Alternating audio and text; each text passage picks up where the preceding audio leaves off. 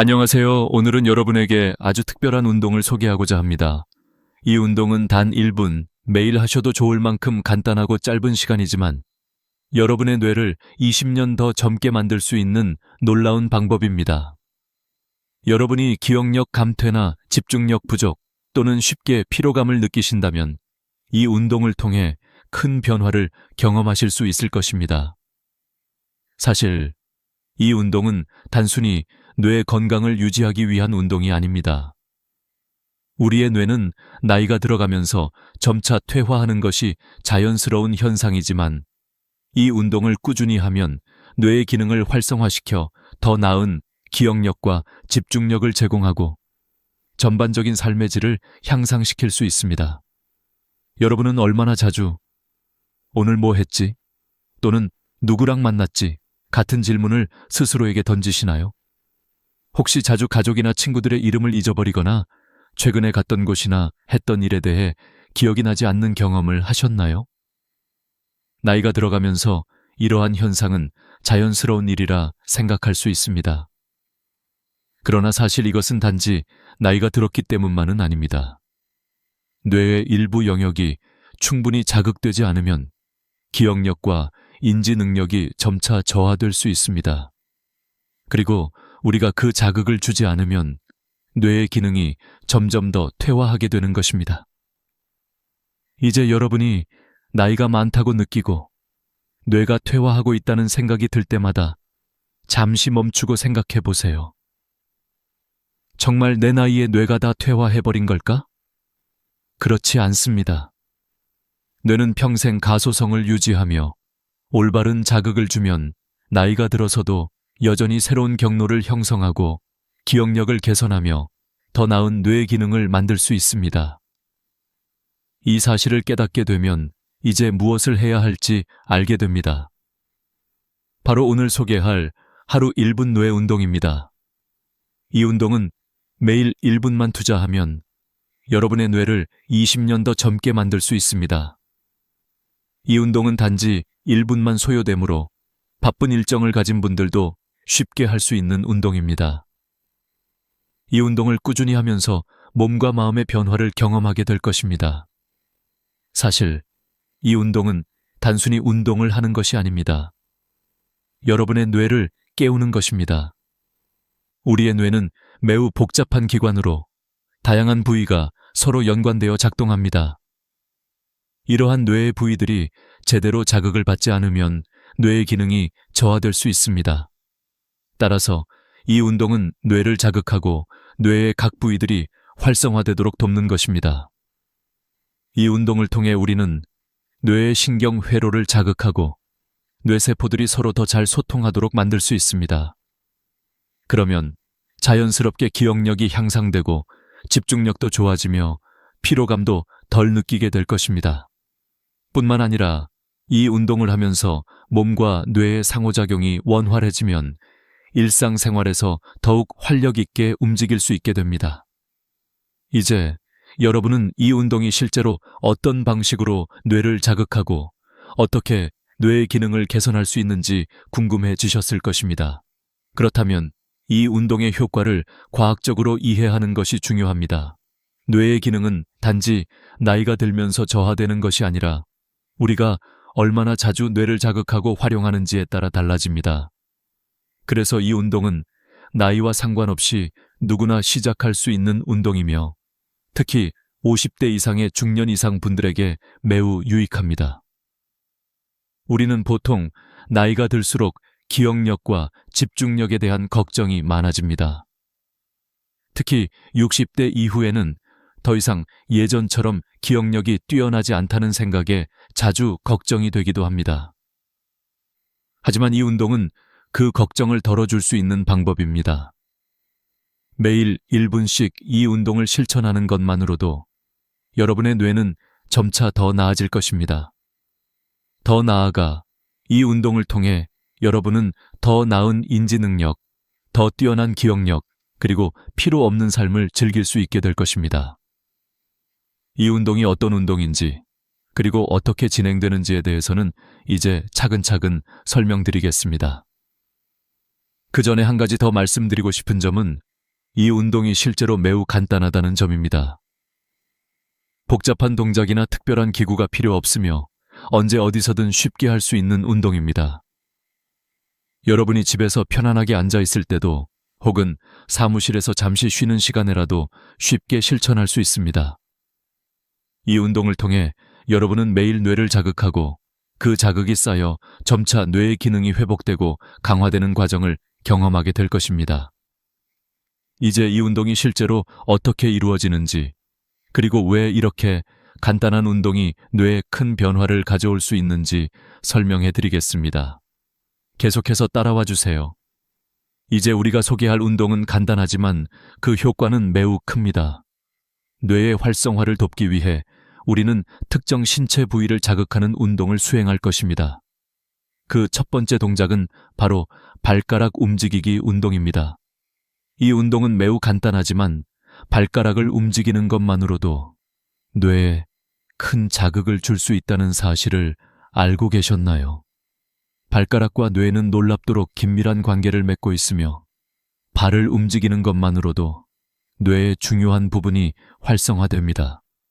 발가락 운동의 효과. 발가락을 움직이는 것은 단순히 발의 근육을 자극하는 것 이상의 효과를 가져옵니다. 발가락과 뇌의 연결 고리에는 중요한 신경망이 존재합니다. 발을 움직일 때 뇌의 감각운동 피질이 활성화되며 이는 기억력, 집중력, 그리고 균형 감각에 매우 중요한 역할을 합니다. 연구에 따르면 발가락을 움직이는 것만으로도 뇌의 일부 영역이 자극을 받아 뇌의 혈액 순환이 향상되고 그로 인해 뇌의 기능이 강화된다고 합니다. 실제로 도쿄대학교에서 진행된 연구에서는 발가락 운동을 3주간 지속적으로 수행한 사람들의 균형 감각과 기억력, 그리고 집중력이 현저히 향상되었다는 결과가 있었습니다. 발가락 운동이 뇌에 미치는 긍정적인 영향을 증명하는 연구 결과들 덕분에 이 운동은 많은 사람들에게 권장되고 있습니다. 운동 방법. 이 운동은 의자에 앉아서 간단하게 할 수 있습니다. 먼저 의자에 앉아 양쪽 발을 편안하게 놓습니다. 그런 다음 발가락을 위로 들어 올리며 5초간 유지한 후 발가락을 아래로 내리며 5초간 다시 눌러줍니다. 이 동작을 5회 반복하며 발가락을 마사지하는 듯한 동작으로 10초간 진행합니다. 마무리로 발가락을 좌우로 넓히고 모은 후 이를 10초간 반복합니다. 이 모든 동작은 총 30초 정도 소요되며 하루에 2번 1분 정도만 투자하면 됩니다. 김철수 씨는 이 운동을 처음에 매우 의심했지만 2주 후에 그의 변화는 놀라웠습니다. 그는 예전처럼 비틀거리지 않고 계단을 오를 때 난간을 잡지 않고도 자연스럽게 올라갈 수 있게 되었으며 걸음걸이가 확실히 개선되었습니다. 여러분도 이 운동을 통해 비슷한 변화를 경험하실 수 있을 것입니다. 뇌와 발가락의 관계. 발가락을 움직이는 운동이 뇌에 미치는 영향은 단순히 발의 근육을 강화하는 것을 넘어 뇌의 기능을 향상시키는 데 중요한 역할을 합니다. 발가락을 움직일 때 뇌의 감각운동 피질이 자극되어 뇌의 혈류량이 증가하고 그로 인해 뇌의 여러 기능이 활성화됩니다. 또한 발가락을 움직이는 것만으로도 뇌의 균형을 조절하는 능력이 향상되며 이는 나이가 들면서 균형 감각이 떨어지는 것을 예방하는 데 큰 도움이 됩니다. 나이가 들면서 발생할 수 있는 기억력 감퇴나 집중력 저하, 균형 문제 등은 대개 뇌의 특정 부위가 자극되지 않아 발생하는 현상입니다. 발가락 운동을 통해 이 부위를 자극하면 뇌의 활성화가 이루어지고 그 결과 기억력과 집중력, 균형 감각이 개선될 수 있습니다.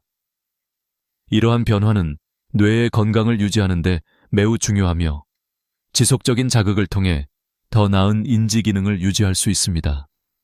운동의 실용성. 이 운동의 가장 큰 장점은 바로 누구나 쉽게 할 수 있다는 점입니다. 바쁜 일정을 보내고 있는 사람들도 짧은 시간 내에 할 수 있으며 특별한 기구나 도구가 필요하지 않아서 집에서도 언제든지 할 수 있습니다. 게다가 이 운동은 매우 간단하여 다른 사람들과 함께 할 때도 부담 없이 진행할 수 있습니다. 예를 들어 가족들과 함께 시간을 보낼 때 다 함께 이 운동을 하며 뇌의 건강을 챙길 수 있습니다. 또한 이 운동은 몸과 마음의 연결을 더욱 강화시키는 효과가 있습니다. 발을 움직이는 것이 단순한 신체 운동이지만 뇌와 신체가 서로 연결되어 있다는 사실을 인식하게 됩니다. 뇌를 자극하는 운동이 바로 신체 운동을 통해 이루어지므로 일상생활에서 자주 사용하는 부위들을 자극하여 뇌의 기능을 개선할 수 있습니다. 이제 발가락 운동에 대해 충분히 이해하셨다면 다음 단계로 넘어가겠습니다. 이 운동은 단지 시작에 불과하며 나머지 운동들도 함께 실천함으로써 뇌 건강을 더욱 강화할 수 있습니다. 그럼 이제 다른 운동을 소개해드리겠습니다. 지금까지 발가락 운동을 통해 뇌와 신체의 연결을 이해하셨다면 이번에는 뇌의 다른 부위들을 자극하는 운동들에 대해 설명드리겠습니다. 여러분이 기억력 향상과 집중력 증진을 원하신다면 발가락 운동 외에도 목, 혀, 그리고 귀 운동이 중요한 역할을 합니다. 이러한 운동들은 뇌의 다양한 부위를 자극하여 뇌의 혈액순환을 촉진시키고 그 결과로 기억력과 집중력, 그리고 전반적인 인지 기능이 향상됩니다. 목 돌리기 운동. 뇌 혈류 증가 목을 돌리는 운동은 매우 간단하지만 뇌에 중요한 영향을 미칩니다. 목에는 뇌로 가는 혈액이 흐르는 중요한 경로들이 있습니다. 우리가 목을 잘 돌리지 않거나 경직된 상태로 있으면 뇌로 가는 혈액 공급이 원활하지 않을 수 있습니다. 이때 목을 부드럽게 돌리는 운동은 뇌로 가는 혈류를 증가시키고 그 결과 뇌에 필요한 산소와 영양분이 원활히 공급됩니다. 연구에 따르면 서울대학교 의과대학에서 진행된 연구에서는 목 운동을 2주간 꾸준히 한 사람들의 뇌 혈류량이 크게 증가했다는 결과가 있었습니다. 이로 인해 해당 연구에 참여한 사람들은 기억력과 집중력이 향상되었으며 머리가 맑아지는 효과를 경험할 수 있었습니다. 목 운동의 방법은 매우 간단합니다. 먼저 의자에 편안하게 앉아 어깨를 내리고 천천히 목을 오른쪽으로 돌립니다. 이때 너무 아프지 않은 범위에서 5초간 유지한 후 천천히 중앙으로 돌아옵니다. 그런 다음 같은 방법으로 왼쪽으로 돌리고 그 후에는 위쪽과 아래쪽으로 고개를 돌리며 5초씩 유지합니다. 이 운동은 30초 정도 소요되며 하루 2번 반복하면 좋습니다. 목을 부드럽게 돌리는 것만으로도 뇌로 가는 혈류가 증가하고 뇌세포가 더욱 활발하게 작용하게 됩니다. 이 운동을 통해 뇌의 인지 기능이 강화되고 머리가 맑아지며 집중력도 향상될 수 있습니다. 혀 운동. 뇌 언어 중추 자극 다음은 혀 운동입니다. 혀는 우리 몸에서 뇌와 가장 많이 연결된 신경을 가지고 있는 부위입니다. 혀를 움직이는 것만으로도 뇌의 언어 중추가 자극되어 말하기, 기억하기, 사고하는 능력이 향상됩니다. 특히 나이가 들면서 말이 잘 나오지 않거나 단어를 기억하지 못하는 경우가 많습니다. 이런 문제를 해결하는 데 도움이 되는 것이 바로 혀 운동입니다. 혀 운동은 매우 간단하지만 그 효과는 상당히 큽니다. 먼저 의자에 편안하게 앉아 입을 살짝 벌리고 혀를 밖으로 내밀어 5초간 유지합니다. 그런 다음 혀를 왼쪽과 오른쪽으로 내밀며 각각 5초간 유지한 후 혀를 입천장에 힘껏 누릅니다. 마지막으로 혀로 원을 그리듯이 돌려주며 시계 방향과 반시계 방향으로 각각 5번씩 돌립니다. 이러한 혀 운동을 통해 언어 중추를 자극하면 말하기 능력과 함께 기억력과 사고 능력도 개선됩니다. 이영호 씨의 경우 혀 운동을 2주간 꾸준히 하면서 말이 술술 나오는 경험을 했습니다. 예전에는 단어를 기억하는 데 어려움을 겪었지만 이제는 손자와 30분 동안 대화할 수 있을 정도로 말하기 능력이 향상되었습니다. 혀 운동을 통해 뇌와 신경을 자극하면 이러한 긍정적인 변화를 경험할 수 있습니다. 귀 마사지를 통한 균형 감각 향상, 마지막으로 소개할 운동은 귀 마사지입니다. 귀에는 전정기관이라는 중요한 부분이 있습니다. 전정기관은 우리 몸의 균형을 담당하는 중요한 역할을 합니다. 귀를 자극하는 것만으로도 뇌의 뇌관이 활성화되어 균형 감각, 집중력, 기억력 등이 향상됩니다. 귀 마사지는 매우 간단하며 의자에 앉은 상태에서 양손으로 귀를 부드럽게 잡고 귀를 위, 옆, 아래로 천천히 당겨줍니다. 각 동작을 5초간 유지한 후 귀를 부드럽게 원을 그리며 마사지하는 방법으로 진행합니다. 이 운동은 총 30초 정도 소요되며 하루 2번 실천하면 좋습니다. 이 운동을 통해 균형 감각이 향상되고 어지러움이 줄어드는 효과를 경험할 수 있습니다. 박상철 씨는 귀 마사지를 통해 균형 감각이 개선되어 이제는 계단을 오를 때도 혼자서 편안하게 올라갈 수 있게 되었습니다. 그의 어지러움이 거의 사라졌으며 이제는 머리가 맑아지고 뉴스 내용을 더 잘 들을 수 있게 되었습니다. 결론. 다양한 운동의 결합 이와 같이 발가락, 목, 혀, 귀, 운동은 각각 뇌의 다른 부위를 자극하여 기억력과 집중력, 균형 감각을 향상시키는 데 도움을 줍니다. 이 운동들을 꾸준히 실천하면 뇌가 더욱 활발하게 기능을 하게 되고 결과적으로 일상생활에서 더 나은 성과를 얻을 수 있게 됩니다. 이러한 운동들이 바로 나이가 들어서도 뇌를 젊고 활력 있게 유지하는 비결입니다. 이제까지 소개한 운동들이 왜 이렇게 중요한지, 그리고 이들이 뇌와 신체에 미치는 긍정적인 영향을 충분히 이해하셨을 것입니다. 그럼 이 운동들이 실제로 사람들의 삶에 어떤 변화를 가져왔는지에 대해 이야기해 보겠습니다. 많은 고령자들이 뇌의 건강에 대한 걱정을 가지고 있으며 특히 기억력 감퇴나 집중력 부족으로 인해 일상생활에서 불편함을 겪고 있습니다. 하지만 이 운동들은 실제로 많은 사람들의 삶을 변화시켰습니다. 박영희 씨의 사례, 기억력 회복. 박영희 씨는 72세로 기억력 저하로 인한 문제를 겪고 있었습니다. 어느 날 마트에서 며느리를 만났지만 그녀의 이름을 기억할 수 없었습니다.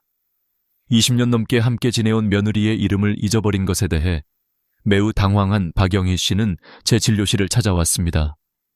그때 저는 그녀에게 하루 1분씩 간단한 운동을 하라고 권유했습니다. 3주 뒤 박영희 씨는 놀라운 변화를 경험했습니다. 그녀는 이제 며느리의 이름뿐만 아니라 손주들의 친구들의 이름까지 정확히 기억할 수 있게 되었습니다.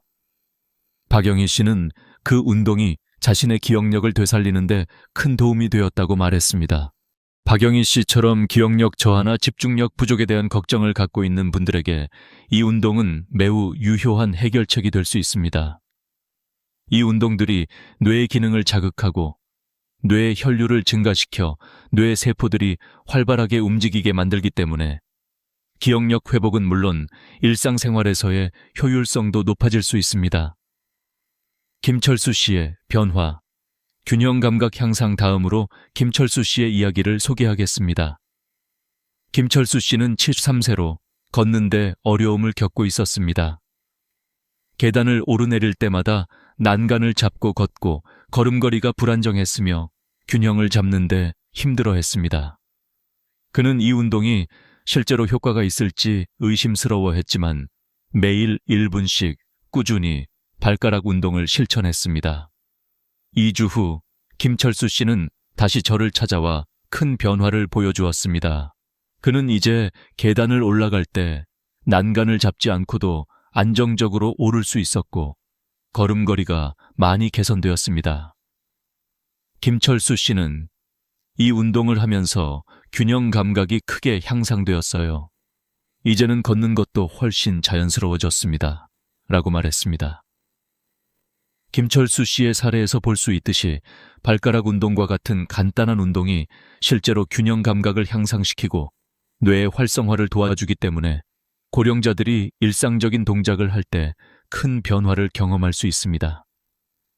특히 균형 감각이 중요한 고령자들에게 이 운동은 큰 도움이 될 수 있습니다. 이선자 씨의 경험. 뇌 혈류 개선. 이선자 씨는 70세로 목이 뻣뻣하여 고개를 돌리는 것조차 어려워했습니다. 그녀는 아침에 일어나면 목이 돌덩이처럼 굳어 있어 다른 방향으로 고개를 돌리는데 많은 시간이 걸렸습니다. 하지만 그녀도 목 돌리기 운동을 매일 실천하기 시작했습니다. 일주일 후 이선자 씨는 고개를 자유롭게 돌릴 수 있게 되었고 머리가 맑아지고 기분도 좋아졌다고 말했습니다. 그녀는 목 운동을 시작한 후 머리가 더 맑아졌고 예전에는 드라마의 줄거리를 잘 기억하지 못했지만 이제는 등장인물의 이름까지 기억할 수 있게 되었습니다. 라고 했습니다. 이선자 씨의 경험은 목 운동이 뇌 혈류량을 증가시키고 뇌 기능을 개선하는데 얼마나 중요한지 잘 보여줍니다. 목 운동을 통해 뇌로 가는 혈액 공급이 원활해지고 그로 인해 기억력과 집중력, 심지어는 기분까지 좋아질 수 있습니다. 이러한 변화를 경험하면서 이선자 씨는 다시 자신감을 얻고 일상생활에서 더 많은 활력을 느끼게 되었습니다. 혀 운동, 말하기 능력 향상. 마지막으로 혀 운동을 통해 말하기 능력이 향상된 이영호 씨의 이야기를 소개하겠습니다. 이영호 씨는 75세로 말을 할 때 자주 더듬거리고 단어를 기억하지 못해 큰 불편함을 겪고 있었습니다. 가족들과 대화할 때마다 좌절감을 느꼈지만 혀 운동을 시작한 후 큰 변화를 겪었습니다. 2주 후 이영호 씨는 명확하게 말을 할 수 있었고 손자와 30분 동안 대화를 나눌 수 있을 정도로 말하기 능력이 개선되었습니다. 이영호 씨는 이 운동을 하고 나서 말이 술술 나와요. 이제는 기억이 잘 안 나던 단어들이 다시 떠오르고 기분이 훨씬 좋아졌어요. 라고 말했습니다. 이영호 씨의 경험은 혀 운동이 단지 말하기 능력만 향상시키는 것이 아니라 뇌의 언어 중추를 자극하여 전반적인 뇌 기능을 개선하는 데 얼마나 중요한 역할을 하는지 보여줍니다. 혀 운동을 통해 말하기 능력뿐만 아니라 기억력과 사고력까지 향상될 수 있음을 알 수 있습니다. 결론. 운동의 실제 변화 위에서 소개한 사례들은 단지 몇 가지 예에 불과합니다. 이 운동들은 고령자들에게 뇌 건강을 유지하고 기억력과 집중력을 향상시키는 데 매우 효과적입니다. 박영희 씨, 김철수 씨, 이선자 씨, 이영호 씨 모두 매일 1분씩 간단한 운동을 실천한 후 눈에 띄게 개선된 모습을 보였습니다. 이 운동들을 꾸준히 실천함으로써 여러분도 뇌 건강을 회복하고 삶의 질을 향상시킬 수 있을 것입니다. 이제 여러분이 기억하셔야 할 점은 운동이 얼마나 간단하고 짧은 시간에 이루어지는지입니다. 하루 1분만 투자하면 뇌와 신체의 여러 부위를 자극하여 기억력, 집중력, 균형 감각 등을 향상시킬 수 있습니다. 더 이상 나이가 들면서 뇌가 퇴화한다고 걱정하지 마세요. 올바른 운동과 자극으로 뇌는 나이에 관계없이 계속해서 젊고 활기차게 유지될 수 있습니다. 이제 운동을 시작하면서 많은 분들이 궁금해하는 점은 이 운동을 제대로 하고 있는 걸까?입니다. 물론 이 운동들은 간단하고 짧은 시간이지만 제대로 하지 않으면 그 효과가 제대로 나타나지 않을 수 있습니다. 특히 고령자들 사이에서 흔히 발생하는 실수들을 미리 알고 이를 피하는 것이 중요합니다.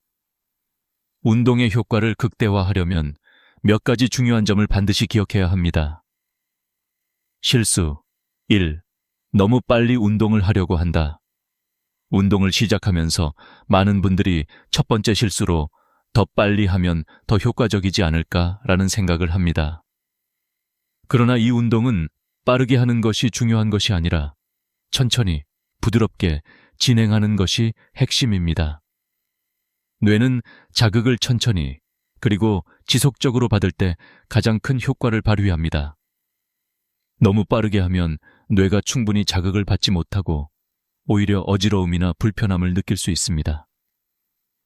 예를 들어 목 운동을 할 때 고개를 빠르게 돌리면 목에 부담을 줄 수 있습니다. 대신 고개를 돌릴 때는 천천히 부드럽게 5초씩 유지하며 돌아가는 것이 가장 효과적입니다. 이처럼 운동을 너무 빨리 하지 않고 천천히 반복하면서 뇌를 자극하는 것이 중요합니다. 실수 2. 아프거나 불편할 때까지 운동을 한다. 두 번째 실수는 운동을 할 때 아프거나 불편함을 느낄 때까지 해야 더 효과적일 것이라는 생각입니다. 하지만 이것은 매우 위험한 접근법입니다. 운동의 목적은 뇌와 신체에 적절한 자극을 주는 것이지 고통을 유발하는 것이 아닙니다. 특히 목이나 귀를 당길 때 너무 세게 하거나 아프다고 느낄 정도로 강하게 하면 부상의 위험이 커집니다. 목 운동이나 귀 마사지를 할 때 고통을 느낄 정도로 세게 당기는 것은 절대 피해야 합니다. 몸에서 불편함을 느끼면 즉시 중단하고 그 강도를 조절해야 합니다. 운동을 할 때 시원하다고 느껴지는 정도까지만 진행하고 아프거나 불편할 때는 운동을 중단하는 것이 가장 중요합니다. 이 점을 꼭 기억하세요. 실수. 3. 운동을 불규칙적으로 한다. 세 번째 실수는 운동을 규칙적으로 하지 않는 것입니다. 이 운동의 효과를 보기 위해서는 매일 일정한 시간에 꾸준히 실천하는 것이 매우 중요합니다. 하루 한 번, 1분씩이라도 꾸준히 실천해야 운동의 효과를 확실히 경험할 수 있습니다.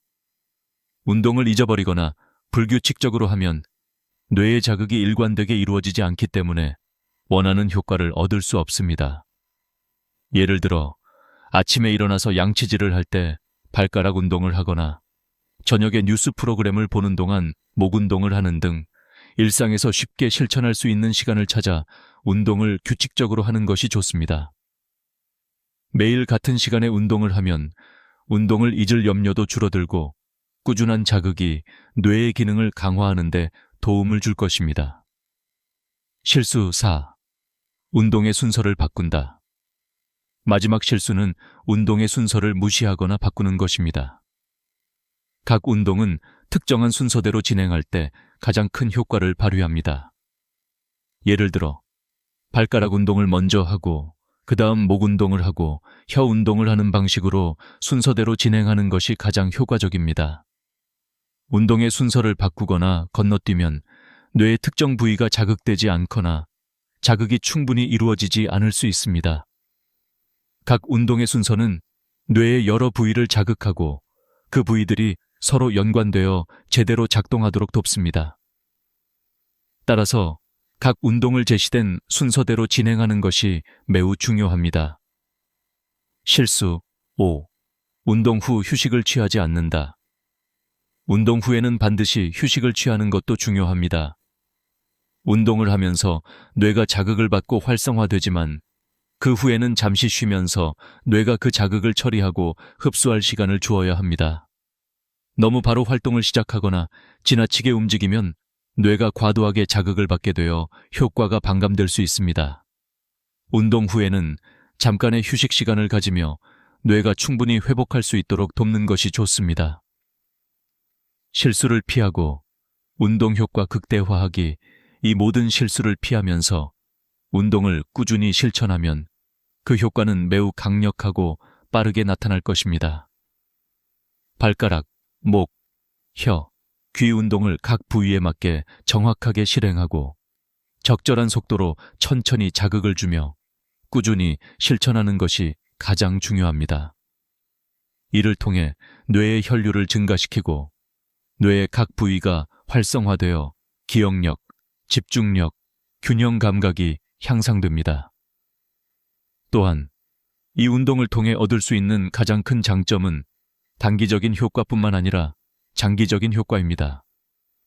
매일 1분씩 운동을 실천하는 것만으로도 여러분은 3주 후에 놀라운 변화를 경험할 수 있습니다. 그리고 그 변화를 유지하기 위해서는 꾸준히 그리고 정확하게 운동을 진행하는 것이 중요합니다. 결론 여러분, 지금까지 설명드린 대로 이 운동은 매우 간단하면서도 효과적인 방법입니다. 운동을 할 때 실수하지 않도록 주의하고 매일 꾸준히 실천해보세요. 처음에는 조금 어려울 수 있지만 꾸준히 하면 쉽게 습관이 될 수 있습니다. 뇌의 건강을 위해 그리고 기억력과 집중력을 향상시키기 위해 하루 1분만 투자해보세요. 이 작은 변화가 여러분의 삶에 큰 영향을 미칠 것입니다. 이제 마지막으로 중요한 점을 말씀드리겠습니다. 이 운동들을 시작하고 나면 꾸준히 실천하는 것이 가장 중요한 부분입니다. 하루 1분 운동이지만 이를 매일 실천하는 것이 뇌 건강을 유지하고 향상시키는 데 큰 영향을 미칩니다. 여러분이 처음에는 이 운동이 간단하고 짧다고 생각할 수 있지만 꾸준히 실천하면 그 효과가 얼마나 크고 긍정적인지 깨닫게 될 것입니다. 그렇다면 왜 꾸준한 실천이 그렇게 중요한지, 그리고 이를 통해 얻을 수 있는 장기적인 이점에 대해 살펴보겠습니다. 꾸준함이 중요한 이유, 이 운동들은 단기적인 결과를 기대할 수 있지만 꾸준히 실천해야 그 효과가 지속적이고 강력하게 나타납니다. 뇌는 자극을 받을 때마다 그 자극에 반응하여 변화하고 새로운 신경 경로를 형성합니다. 하지만 그 자극이 일회성으로 끝나면 뇌의 변화는 일시적인 것이 될 수 있습니다. 지속적으로 뇌를 자극하여 뇌의 각 부위들이 활성화될 때 비로소 기억력, 집중력, 그리고 균형 감각이 지속적으로 향상됩니다. 예를 들어 처음 운동을 시작했을 때는 바로 눈에 띄는 효과가 있을 수 있습니다. 하지만 그것이 일시적인 변화가 아니라 오랜 시간 동안 계속해서 변화를 일으키기 위해서는 꾸준히 자극을 주어야 합니다. 따라서 매일 같은 시간에 운동을 실천하고 운동을 생활의 일부분으로 만드는 것이 중요합니다. 매일 1분이라도 꾸준히 하면 시간이 지날수록 그 효과는 더욱 강화됩니다. 장기적인 이점, 꾸준히 이 운동을 실천하면 그 효과는 단기적인 변화에 그치지 않고 장기적으로 뇌의 건강을 유지하는 데 큰 도움이 됩니다.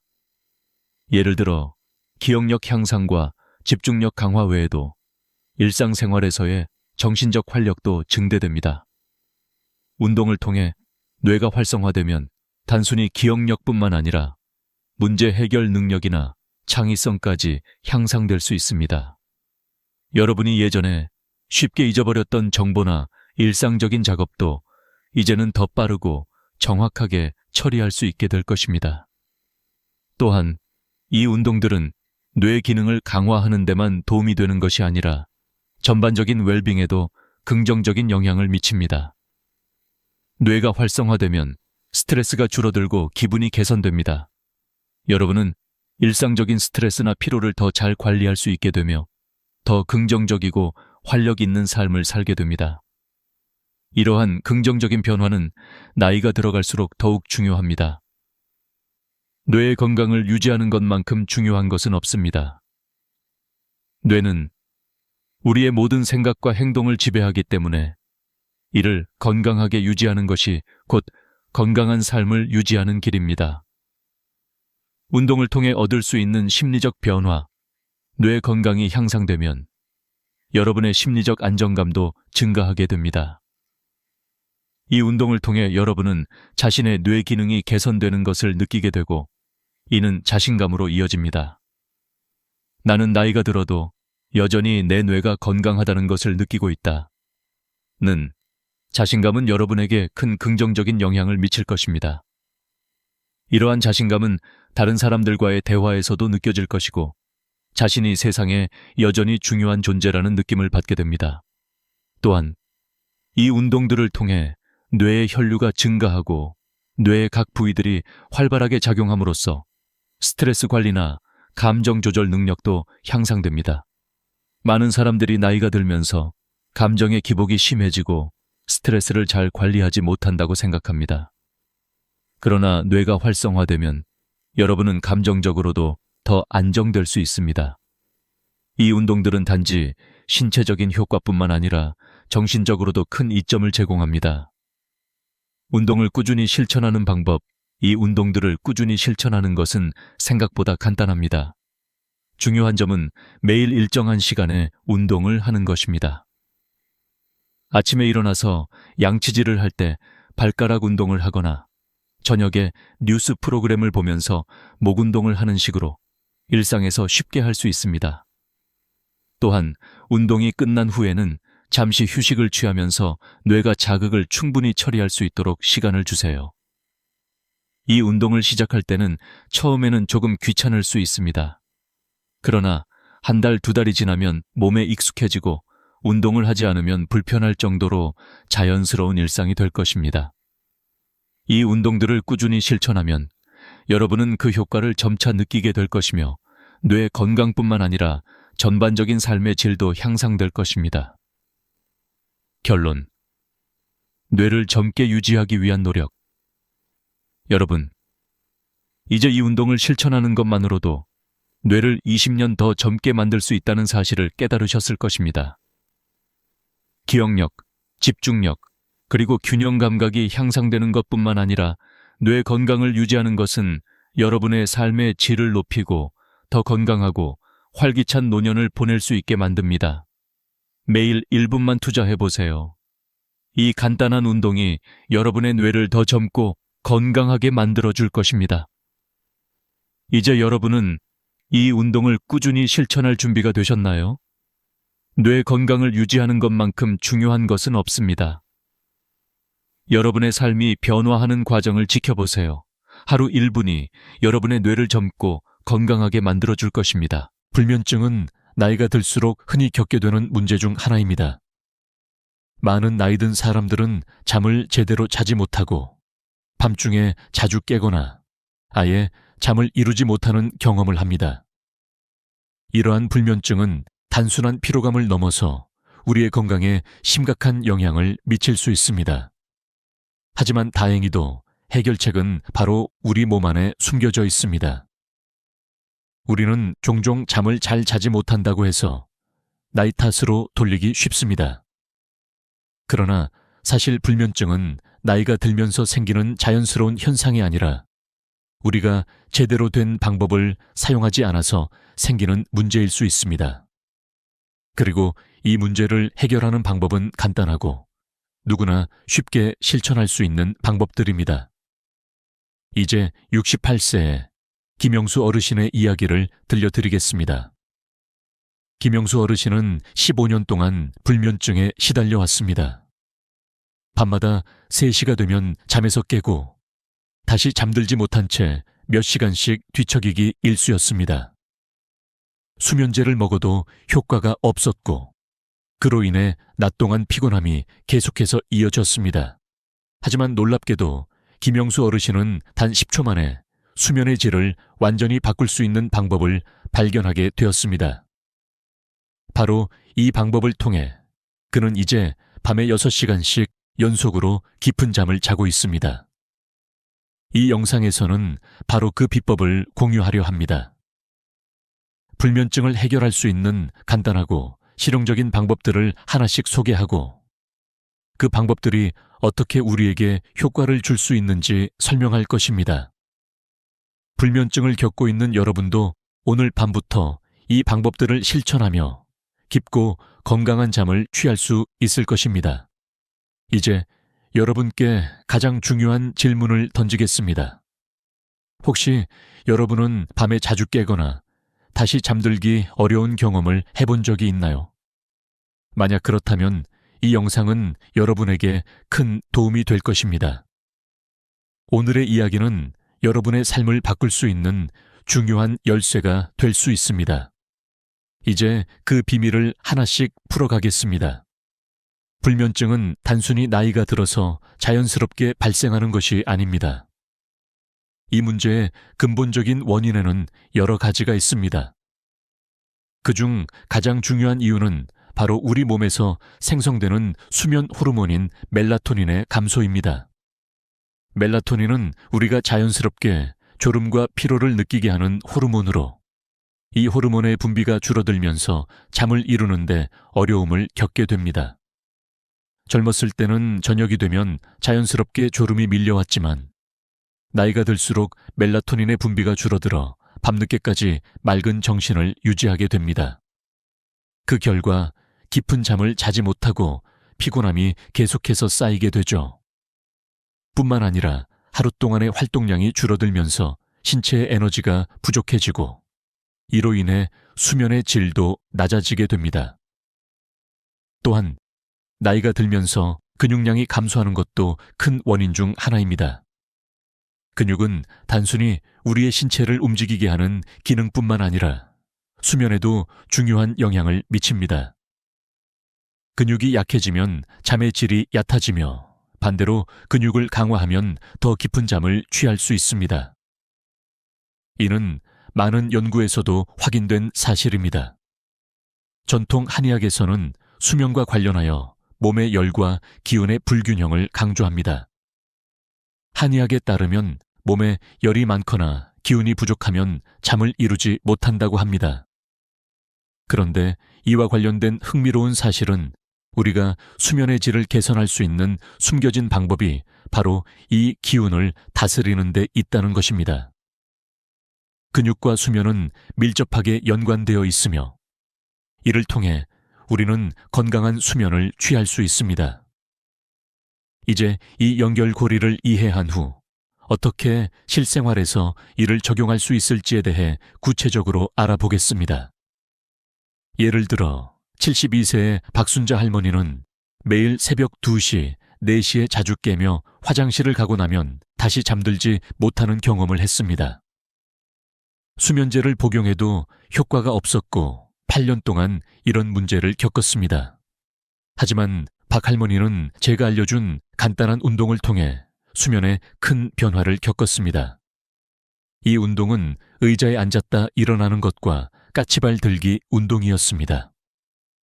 매일 30번씩 반복하였고 점차적으로 그 횟수를 늘려갔습니다. 2주 후 그녀는 잠들기 시작했고 결국 밤에 깨는 일이 전혀 없어졌습니다. 이것은 단순히 운동만으로 이루어진 변화가 아니라 몸의 근력을 키우고 기운을 조절함으로써 잠의 질을 개선한 결과입니다. 박순자 할머니의 이야기는 수면의 질을 향상시킬 수 있는 방법이 실제로 존재한다는 강력한 증거입니다. 박순자 할머니는 72세로 그동안 8년 동안 불면증에 시달렸습니다. 매일 새벽 2시나 4시에 일어나 화장실에 갔다가 다시 잠들지 못하는 고통을 겪었죠. 수면제를 먹어도 효과가 없었고 하루 종일 피로감에 시달리며 몸과 마음이 지쳐갔습니다. 할머니는 한의학적인 방법이나 운동을 시도해보지 않았고 그저 수면제만 의존하는 방법을 선택했었습니다. 하지만 제가 알려준 간단한 운동을 시작한 후 박순자 할머니는 점차적으로 변화를 느끼기 시작했습니다. 그 운동은 의자에 앉았다 일어나는 동작과 까치발을 들고 있는 운동으로 하루에 각각 30번씩 반복하는 것이었습니다. 처음에는 무릎이 아파서 운동을 10번도 못했지만 점차 몸에 익숙해지면서 2주 후에는 30번을 거뜬히 해낼 수 있었습니다. 이 운동을 시작한 후 박 할머니는 수면에 큰 변화를 경험했습니다. 잠이 드는 시간이 조금 줄어들었지만 여전히 밤중에 한두 번 깨어나는 일이 있었죠. 그러나 더 중요한 변화가 있었습니다. 그녀는 수면의 첫 단계에서 큰 변화를 경험했고 계속해서 그 효과를 유지할 수 있었습니다. 그리고 그 후 이 영상에서 알려드린 폼롤러, 지압법과 수면 스위치 켜는 방법을 추가로 실천하면서 완전히 달라졌습니다. 밤새 한 번도 깨지 않고 깊은 잠을 취하게 된 것입니다. 박순자 할머니의 경험은 단순한 운동이 어떻게 불면증을 극복하는 데 중요한 역할을 할 수 있는지를 보여주는 좋은 예입니다. 이 운동들은 단순히 몸을 움직이는 것 외에도 우리 몸에 에너지를 재충전하고 기운을 흐르게 하여 수면의 질을 크게 향상시킬 수 있다는 사실을 입증합니다. 근육을 강화하고 몸의 기운을 돋우는 것만으로도 깊은 잠을 자는데 큰 도움이 된다는 점에서 박 할머니의 사례는 매우 중요한 교훈을 줍니다. 우리는 때때로 불면증을 단순히 나이 탓으로 돌리기 쉽습니다. 하지만 실상은 신체의 변화에 맞춰 적절한 운동과 생활 습관을 개선함으로써 충분히 해결할 수 있는 문제라는 사실을 잊지 말아야 합니다. 박순자 할머니와 같은 사례가 바로 그 증거입니다. 이제 박순자 할머니처럼 운동과 생활 습관을 개선한 후 불면증을 해결한 방법을 더 구체적으로 알아보겠습니다. 어떻게 하면 우리도 이 방법을 일상에 적용할 수 있을지, 그리고 어떤 운동과 습관이 효과적인지 차례대로 살펴보겠습니다. 수면의 질을 향상시키기 위한 방법은 여러 가지가 있으며, 그 중에서도 가장 효과적인 방법은 바로 신체 활동을 늘리고 적절한 생활 습관을 유지하는 것입니다. 특히 운동은 수면의 질을 높이는 데 중요한 역할을 합니다. 운동을 통해 신체의 피로를 해소하고 기분을 좋게 만드는 호르몬인 세로토닌과 같은 물질이 분비되어 밤에 깊은 잠을 잘 수 있도록 돕습니다. 1. 아침 햇볕을 쬐는 중요성. 수면의 질을 높이기 위해 가장 중요한 것 중 하나는 아침 햇볕을 쬐는 것입니다. 아침 햇볕을 쬐면 세로토닌이라는 호르몬이 생성되며, 이 호르몬은 낮 동안 우리를 활기차고 기분 좋게 만듭니다. 또한 세로토닌은 밤에 멜라토닌으로 변환되어 숙면을 취할 수 있도록 돕습니다. 연구에 따르면 아침 햇볕을 30분 이상 쬐는 것이 우리의 생체 리듬을 조절하는 데 매우 효과적입니다. 특히 70세 이상이 되면 세로토닌 생성 능력이 80%까지 줄어들 수 있기 때문에 더 많은 주의가 필요합니다. 아침에 일어나서 햇볕을 받으며 30분 정도 걸으면 우리 몸은 자연스럽게 하루를 준비하게 됩니다. 물론 덥고 힘든 여름에도 마트나 대형 쇼핑몰에서 에어컨을 켜고 실내에서 걷는 방법도 좋습니다. 이렇게 실내에서라도 아침 햇볕을 쬐면서 가벼운 운동을 할 수 있습니다. 2. 운동의 중요성. 수면의 질을 높이는 또 다른 중요한 방법은 운동입니다. 특히 가벼운 근력 운동은 매우 유효합니다. 매일 가벼운 운동을 하는 사람들은 그렇지 않은 사람들보다 수면의 질이 42% 향상된다는 연구 결과가 있습니다. 운동을 통해 근육을 강화하면 수면을 더욱 깊고 편안하게 할 수 있습니다. 할머니처럼 근육 운동을 통해 수면을 개선할 수 있는 방법은 의자에 앉았다 일어나는 운동이나 까치발 들기와 같은 간단한 동작부터 시작할 수 있습니다. 처음에는 어려워도 점차적으로 횟수를 늘려가며 운동을 반복하면 시간이 지나면서 몸이 더 유연해지고 피로가 덜해지면서 수면에 도움이 됩니다. 3. 바나나와 꿀물의 효과적인 활용. 저녁 식사 후에는 바나나 1개 또는 꿀물을 한 잔 마시는 것도 좋습니다. 바나나는 수면에 도움이 되는 트립토판과 마그네슘, 칼륨이 풍부하게 들어있어 몸을 진정시키고 잠을 유도하는 데 유익합니다.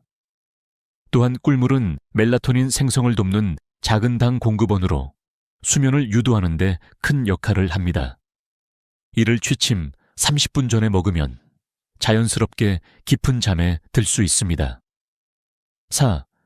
카페인과 초콜릿의 영향을 피하기. 밤의 수면을 방해하는 가장 큰 원인 중 하나는 바로 카페인입니다. 카페인은 신경을 자극하여 잠을 이루기 어렵게 만듭니다.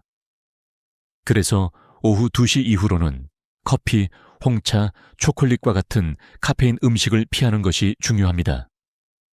카페인은 체내에서 분해되는데 최대 8시간이 걸리기 때문에 오후에 마신 커피가 밤의 수면에 영향을 미칩니다. 카페인의 영향을 받지 않는 것이 건강한 수면을 위한 첫걸음입니다. 이렇게 수면을 개선하는 다양한 방법들을 실천하며 여러분은 잠을 더 잘 잘 수 있게 될 것입니다.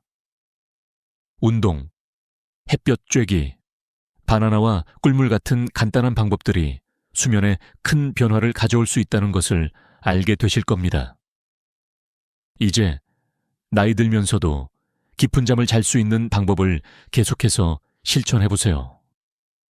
잠을 잘 자기 위해서는 무엇보다도 밤에 잠자리에 들기 전에 습관이 중요합니다. 많은 사람들이 잠자기 전 몇 가지 습관 때문에 숙면을 취하지 못하는 경우가 많습니다.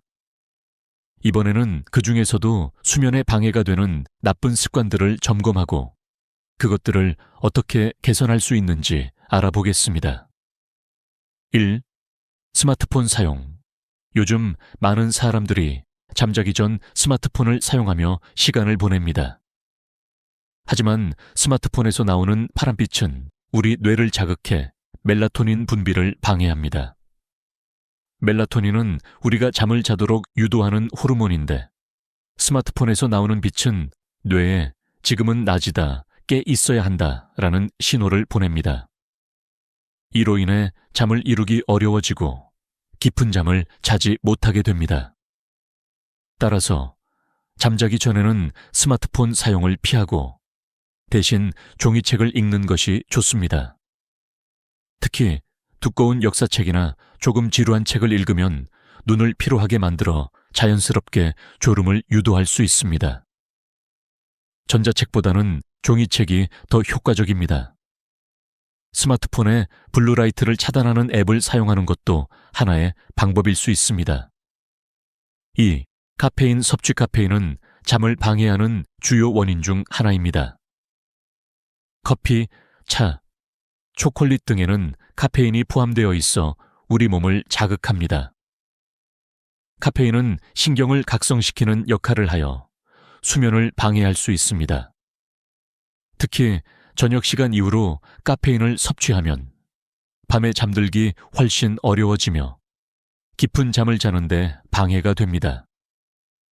따라서 오후 2시 이후에는 카페인 음료나 초콜릿 등을 피하는 것이 좋습니다. 대신 카페인 없는 차나 허브차, 따뜻한 물을 마시는 것이 훨씬 나은 선택입니다.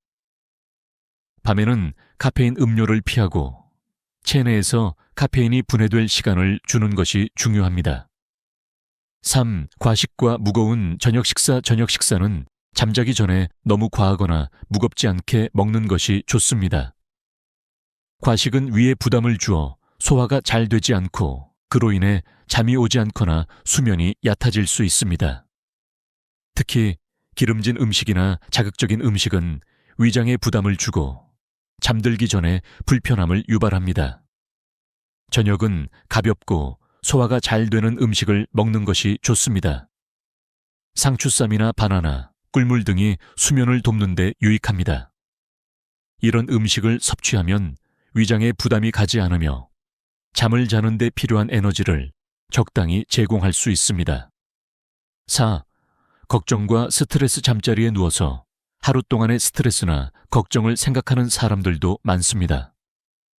그러나 이런 걱정들은 수면을 방해하는 큰 원인입니다. 뇌는 걱정이 많은 상태에서 편안히 잠을 잘 수 없습니다. 이럴 때는 걱정 노트를 작성하는 것이 도움이 될 수 있습니다. 잠자기 전에 오늘 하루의 걱정거리나 스트레스를 종이에 적어보세요. 그리고 내일 해야 할 일도 간단히 메모해두면 머릿속에서 그 문제들을 떠나게 해줍니다. 한 연구에 따르면 걱정을 종이에 적으면 뇌가 더 이상 그 문제에 대해 고민하지 않게 되고 그로 인해 편안한 잠을 잘 수 있다는 것이 입증되었습니다. 5. 과도한 수면제 사용. 수면제를 사용해서 잠을 자는 경우가 많습니다. 하지만 수면제는 일시적인 해결책일 뿐 장기적으로는 수면 패턴을 더 악화시킬 수 있습니다. 수면제는 우리 뇌를 일시적으로 억제시켜 잠을 자게 하지만 깊은 수면을 유도하는 데는 한계가 있습니다. 또한 수면제를 자주 사용하면 의존성이 생기고 그 효과가 점차적으로 감소하게 됩니다. 따라서 수면제 대신 자연적인 방법으로 잠을 잘 수 있는 방법을 찾아야 합니다. 운동, 햇볕 쬐기, 좋은 식습관, 그리고 마음을 편안하게 만드는 방법들이 훨씬 효과적이고 지속 가능한 방법입니다. 6. 취침 전에 운동 피하기. 취침 직전에 격렬한 운동을 하는 것은 잠을 방해할 수 있습니다. 운동은 몸에 에너지를 공급하고 뇌와 신체의 활동을 촉진하기 때문에 잠자기 전에 격렬한 운동을 하면 오히려 잠을 자는데 어려움을 겪을 수 있습니다. 운동은 잠자기 3시간 전까지 마무리하는 것이 이상적입니다. 간단한 스트레칭이나 가벼운 운동은 잠을 도울 수 있지만 격렬한 운동은 피하는 것이 좋습니다. 이처럼 잠자기 전에 나쁜 습관을 개선하는 것만으로도 훨씬 더 나은 수면을 취할 수 있습니다. 스마트폰 사용을 줄이고 카페인 섭취를 피하며 가벼운 저녁 식사를 하는 등의 작은 변화가 여러분의 수면질을 크게 향상시킬 것입니다. 그리고 마지막으로 걱정 노트를 작성하고 마음을 편안하게 하는 방법들을 실천해 보세요. 이렇게 수면을 방해하는 나쁜 습관을 개선하면서 우리는 더 깊고 편안한 잠을 취할 수 있게 됩니다. 불면증의 또 다른 큰 원인은 바로 정신적인 스트레스와 불안입니다. 많은 사람들이 밤에 잠자리에 누운 후 하루 동안 쌓였던 걱정이나 스트레스를 생각하며 잠을 이루지 못합니다. 이런 심리적인 요인은 신체적 요인만큼이나 수면에 큰 영향을 미칩니다. 이로 인해 우리는 자주 불안한 마음을 안고 잠을 청하게 되죠. 그럼 이 불안과 스트레스를 어떻게 해결할 수 있을까요? 1. 라벤더 향기의 힘. 라벤더는 오래전부터 불안과 스트레스를 줄여주는 효과가 있다고 알려져 있습니다. 라벤더 향기는 뇌의 긴장센터를 직접 진정시키는 효과가 있어 우리가 보다 쉽게 마음을 가라앉히고 잠을 자도록 돕습니다. 라벤더 에센셜 오일을 베개 끝에 한 방울 떨어뜨린 후 깊게 3번 숨을 들이마시며 향을 맡아보세요. 이 단순한 방법이 뇌에 이제 편안히 쉴 시간이야 라고 신호를 보내며 깊은 잠에 빠져들게 만듭니다. 이 방법은 과학적으로도 입증되었습니다. 라벤더 향기가 스트레스를 완화하고 긴장을 풀어주는데 도움을 준다는 연구 결과가 많습니다. 실제로 79세의 이영수 할머니는 평생 불면증에 시달려 왔습니다. 약을 먹어도 잠이 들지 않았고 TV를 켜놓고 겨우 졸았죠.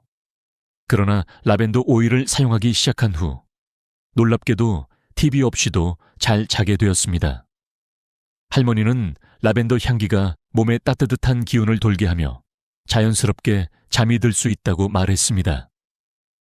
이처럼 라벤더 향기를 활용한 간단한 이완 기법은 우리가 불면증을 해결하는 데 큰 도움이 됩니다.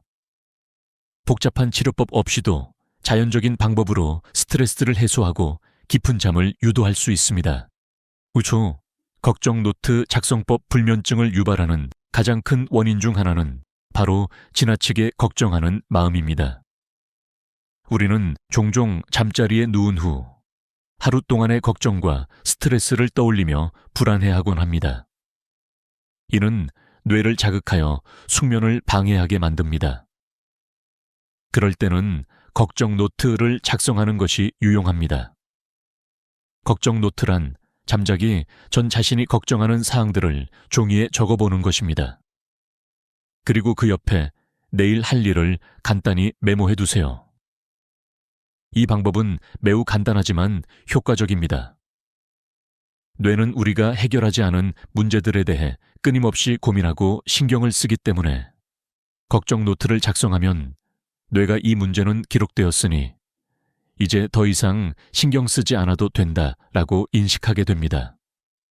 이로 인해 걱정이 덜어지고 편안한 마음으로 잠을 잘 수 있습니다. 실제로 30년간 불면증을 겪었던 김명자 씨는 이 방법을 시도한 후 한 달 만에 수면의 질이 개선되었습니다. 그녀는 걱정 노트를 작성한 후 머릿속에 복잡한 생각들이 정리되면서 잠에 빠져들 수 있게 되었다고 합니다. 이 간단한 방법이 그녀의 삶을 얼마나 변화시켰는지 모릅니다. 3. 수면 환경 개선. 이완 기법뿐만 아니라 수면을 돕는 환경을 만드는 것도 매우 중요합니다. 우리가 잠을 자는 공간은 최대한 편안하고 안정감이 있어야 합니다. 어두운 방에서 조용한 환경에서 잠을 자는 것이 가장 이상적입니다. 밝은 조명이나 시끄러운 소음은 우리의 수면을 방해하기 때문입니다. 또한 침대와 베개, 이불 등 수면에 관련된 물품도 중요합니다. 편안한 침대와 베개는 수면의 질을 향상시킬 수 있습니다. 침대가 너무 딱딱하거나 너무 부드럽지 않은지, 베개가 너무 높거나 낮지 않은지 점검해 보세요. 침실의 온도도 중요합니다. 너무 더운 방이나 너무 추운 방은 수면에 방해가 될 수 있습니다. 적당한 온도를 유지하고 청결한 침구와 함께 편안한 환경을 만들어 보세요. 4. 마음을 비우는 명상은 불안과 스트레스를 줄이는데 매우 효과적인 방법입니다.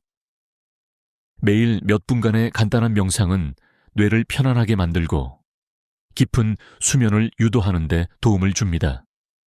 명상은 몸과 마음을 이완시키고 불필요한 생각들을 내려놓게 해줍니다. 이를 통해 뇌는 자극을 받지 않고 숙면에 필요한 환경을 마련할 수 있습니다. 간단한 명상 방법은 편안한 자세로 앉아서 호흡에 집중하는 것입니다. 숨을 깊이 들이마시고 천천히 내쉬면서 몸과 마음을 차분하게 만드는 것이 중요합니다. 명상을 하면서 오늘의 스트레스를 떨쳐내고 마음을 가라앉히면 자연스럽게 깊은 잠에 들 수 있습니다. 이처럼 불면증을 해결하는 방법은 다양합니다.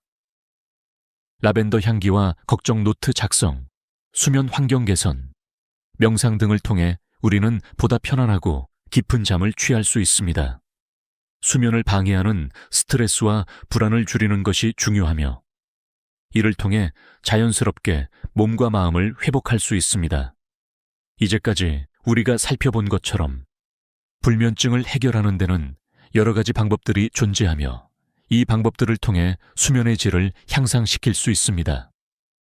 단순히 약물에 의존하는 것이 아니라 생활 습관을 바꾸고 신체 활동을 증가시키며 마음의 평화를 찾는 것만으로도 깊은 잠을 취할 수 있는 방법들이 있다는 것을 알아보았습니다. 이번에는 그동안 소개한 방법들을 다시 한번 되짚어보며 우리가 어떻게 생활 속에서 이를 실천할 수 있을지, 그리고 이러한 변화를 통해 얻을 수 있는 교훈을 나누어 보겠습니다. 1. 일관된 수면 패턴 만들기, 수면을 개선하기 위한 첫 번째 중요한 방법은 일관된 수면 패턴을 만드는 것입니다. 매일 같은 시간에 일어나고 같은 시간에 자는 것이 가장 기본적인 원칙입니다.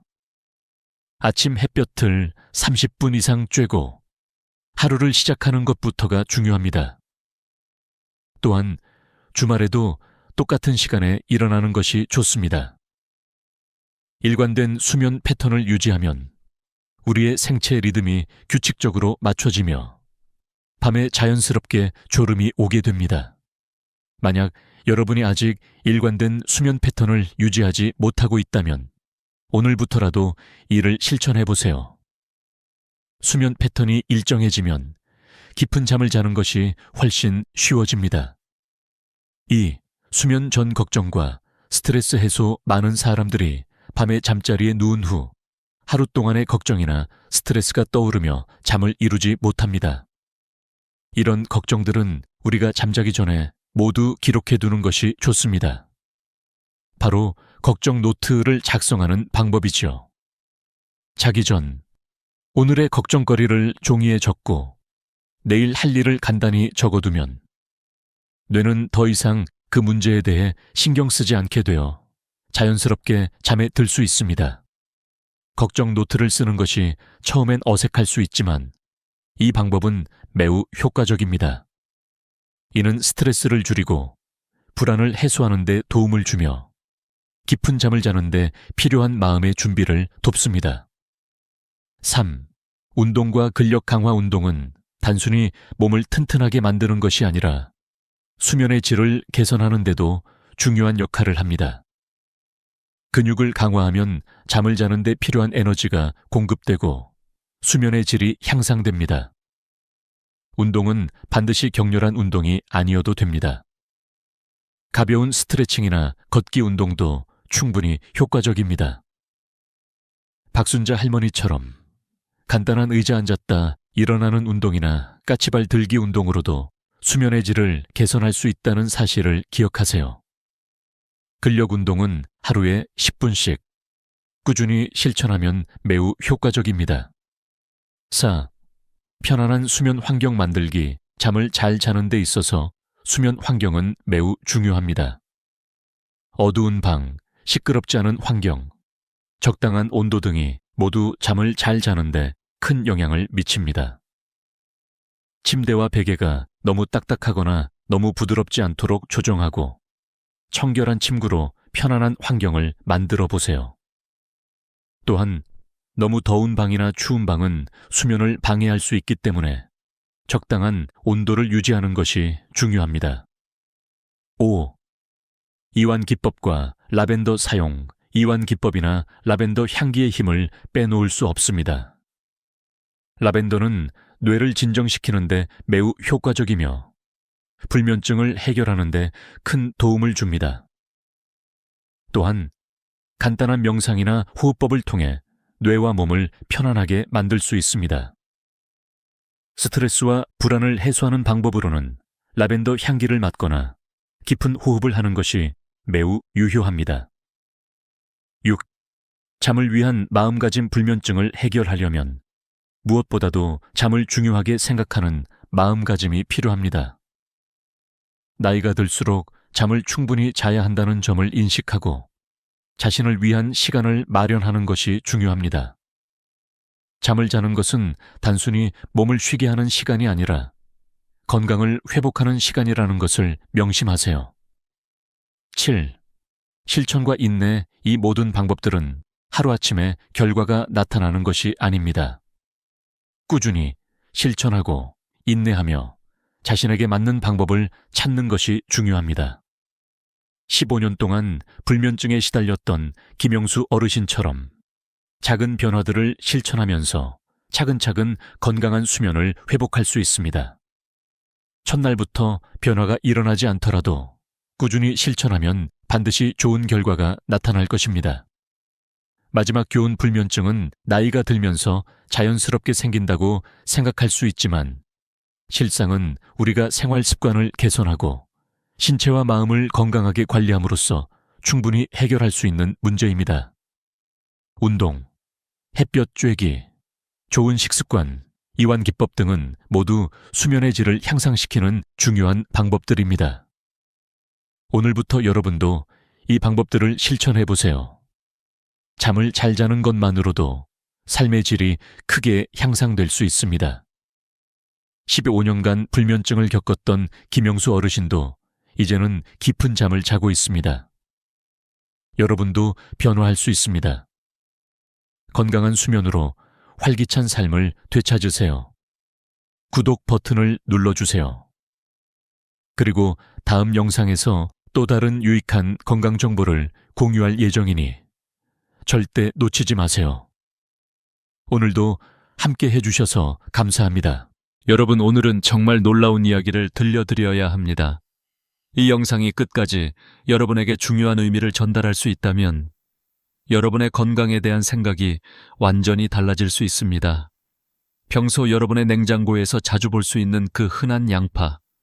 여러분은 과연 양파가 가지는 힘을 알고 계셨나요? 양파는 우리가 매일 먹는 평범한 식재료 중 하나입니다.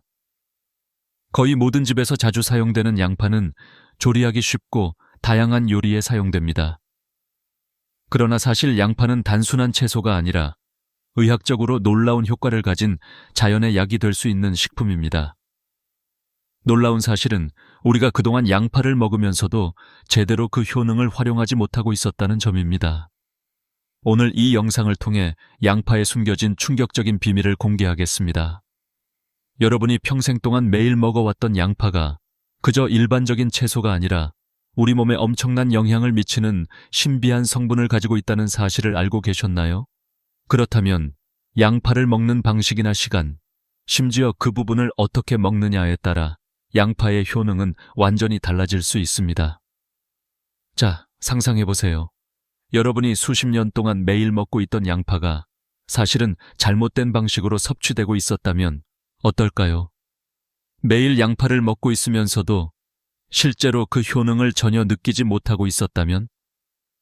더 충격적인 사실은 우리가 보통 버리는 양파의 껍질, 그 부분이 사실은 암세포를 공격하고 심혈관 질환을 예방하는 데 중요한 성분이 가득 포함되어 있다는 것입니다. 여러분, 믿기 어렵죠? 그렇다면 이 영상을 끝까지 시청하고 그 비밀을 직접 확인해 보세요. 양파는 사람들에게 여러 가지 질병을 예방하는 데 도움을 줄 수 있는 특수한 성분들이 많이 포함되어 있습니다. 많은 연구들에 따르면 양패는 강력한 항산화 물질인 퀘르세틴과 알리신이 포함되어 있어 암세포의 성장을 억제하고 혈압을 낮추는 데 큰 도움을 줄 수 있습니다. 그러나 그럼에도 불구하고 여러분이 그동안 양파의 진정한 효능을 경험하지 못한 이유는 바로 그것을 잘못된 방식으로 섭취했기 때문입니다. 과연 우리는 양파를 어떻게 먹어야 그 효능을 극대화할 수 있을까요? 다시 말해, 여러분이 양파를 어떻게 자르고 어떻게 조리하느냐에 따라 그 효능이 극과 극으로 달라질 수 있습니다. 예를 들어, 양파를 자른 후 즉시 요리에 사용하면 대부분의 효능이 사라지고 단 몇 분만 양파를 공기 중에 노출시키면 그 효능은 하늘과 땅만큼 차이가 날 수 있다는 것입니다. 이는 일본 도쿄 대학 연구팀의 발견으로 자른 양파를 몇 분 이상 공기 중에 노출시키는 것만으로도 알리신 성분이 활성화되며 암세포와 싸우는 능력이 극대화된다는 사실이 밝혀졌습니다. 그런데 우리가 평소에 하는 방식으로는 이러한 효능을 제대로 누릴 수 없었다는 사실, 믿기 어려우시죠? 하지만 우리가 실수한 또 하나의 중요한 부분은 바로 양파의 껍질입니다. 대부분의 사람들이 양파를 깔 때 껍질을 버리고 그 속을 사용하지만 실제로 그 껍질에는 알맹이보다 훨씬 더 많은 케르세틴이라는 성분이 포함되어 있습니다. 케르세틴은 한겸증, 항산화 작용을 하며 심혈관 질환을 예방하고 뇌 건강에 매우 중요한 역할을 합니다. 그런데 그 소중한 양파 껍질을 우리는 매일 버리고 있었습니다. 어떻게 보면 우리가 버리는 그 부분이 바로 우리 몸을 지킬 수 있는 금광이었던 셈입니다.